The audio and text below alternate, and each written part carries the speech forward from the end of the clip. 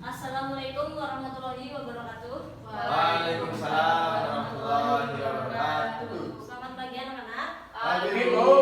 Gimana kondisinya hari ini? Baik. Udah makan? Sudah. Belum. Oh belum. Lagi puasa ya Mas Iza? Iya. Oke, semoga puasanya dilancarkan ya. Amin. Dan ini sebelumnya kita akan presentasi itu absen dulu ya. Winda Aulia, Hadir. Rizky Ramadan, Hadir. Rifa Eliza, Ada, Bu. Okti Santi. Hadir. Oh, sepertinya sangat komplit ya untuk kelas hari ini. Ya, Bu. Mungkin di layar sudah kelihatan kita akan mempresentasikan tentang kesehatan reproduksi. Ibu harap setelah pembelajaran setelah ini kalian dapat memahami dan menerapkan tentang menjaga alat reproduksi supaya terhindar dari penyakit. Sebelum masuk ke pengertian, Ibu akan bagi kelompok untuk kelas ini. Masing-masing kelompok itu 2 orang. Itu akan membahas tentang pengertian kesehatan reproduksi menurut kalian sendiri dan menurut referensi ataupun pemahaman kalian. Sampai sini paham? Ya, paham. Langsung aja ya, untuk satu meja langsung berkelompok. Berarti satu kelompok itu terdiri dari 2 orang. Ibu kasih waktu 2 menit ya. Silakan diskusikan.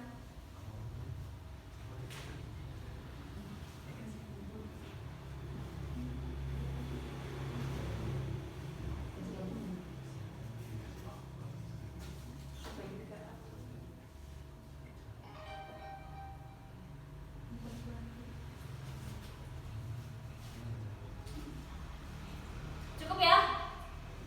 Ya, Bu. Sudah selesai semua? Sudah. Nah.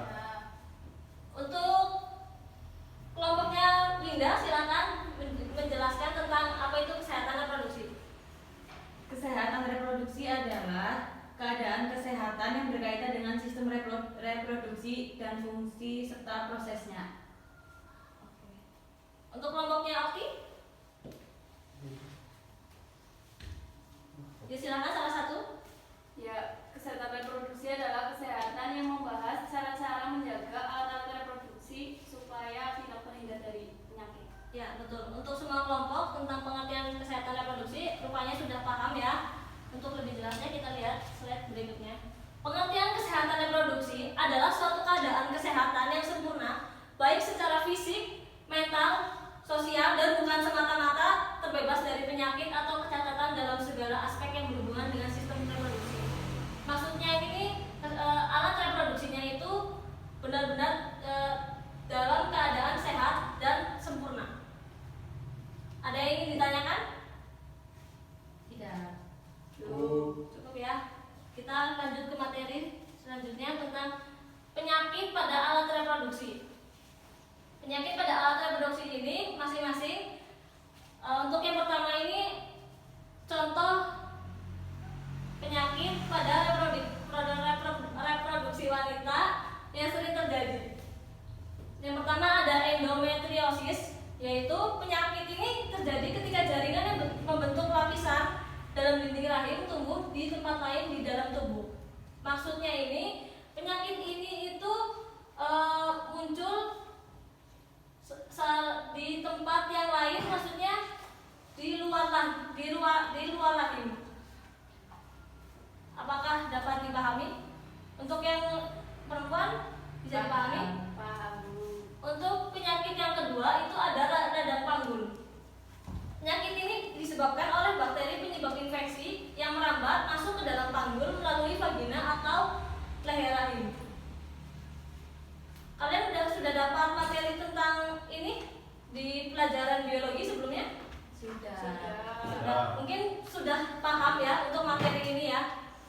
Oke, untuk selanjutnya tentang penyakit pada sistem reproduksi pria. Sebelumnya Ibu ingin menanyakan apakah ada yang belum sunat? Alhamdulillah sudah, Bu. Sudah. Mas Riza sudah? Alhamdulillah. Sudah.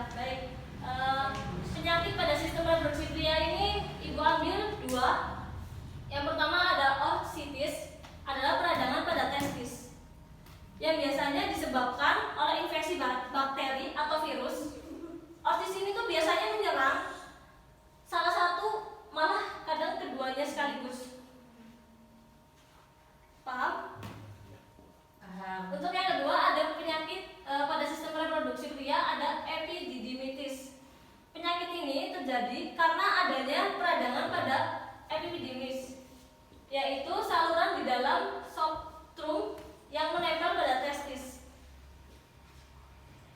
Saluran ini berperan untuk menyangkut serta menyimpan sperma yang diproduksi oleh testis. Sampai sini, sepertinya pelajaran ini atau materi ini sudah pernah kalian bahas ya pada guru biologi sebelumnya. Sudah. Ini Ibu hanya memperkenalkan gimana sih cara merawat organ reproduksinya supaya kita terhindar dari penyakit.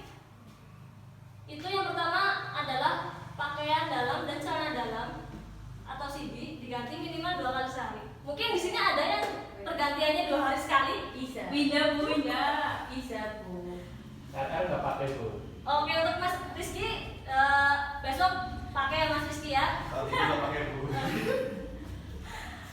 Untuk Mas Iza tolong di besok mulai merubah kebiasaannya supaya Bu. mengganti setiap hari minimal 2 kali sehari. Beliin ya Bu. Untuk yang kedua, menggunakan CD berbahan menyerap keringat. Maksudnya ini kalian membeli CD itu dengan sebelum membeli CD, biasanya kan kita memegang CD itu. Maksudnya apa? Ini supaya kita tahu apakah bahan yang CD ini terbuat dari bahan yang menyerap keringat atau tidak. Karena kalau misalkan tidak menyerap keringat, itu biasanya berbahaya. Tapi mahal Bu. Itu kalian bisa menabung terlebih dahulu sebelum membelinya. Misalkan ditarget loh, pengen beli bulan depan, berarti mulai sekarang 1 bulan kita harus menabung terlebih dahulu untuk membantu juga kebutuhan dari orang tuanya. Untuk yang ketiga, pakai handuk yang bersih, kering, tidak lembab, dan tidak bau. Paham? Untuk poin yang ketiga, bagi wanita setelah buang air kecil, cara membersihkannya yang benar dari arah depan ke belakang agar kuman dari anus tidak ikut ke organ reproduksi. Dibiasakan ya. Mungkin untuk yang sekarang masih membersihkan alat reproduksinya dari belakang ke depan, sekarang dirubah menjadi depan ke belakang. Ya, paham? Dan untuk pria, ini nih, dianjurkan disunat atau dihitan agar terhindar dari kanker penis dan kanker leher rahim pada istrinya. Sudah cukup semua kan? Sudah. Belum? Siapa yang belum sunat? Oke.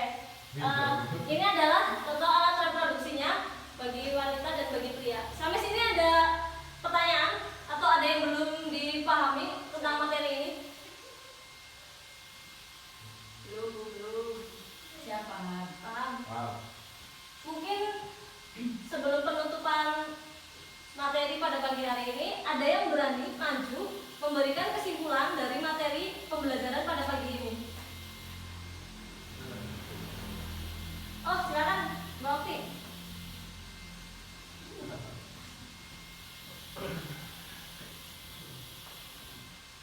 Ya, tadi kan dijelaskan mengenai kesehatan reproduksi. Menurut saya, kesehatan reproduksi adalah kesehatan yang membahas atau mengenai alat-alat reproduksi, penyakit, dan cara menjaga alat-alat vital atau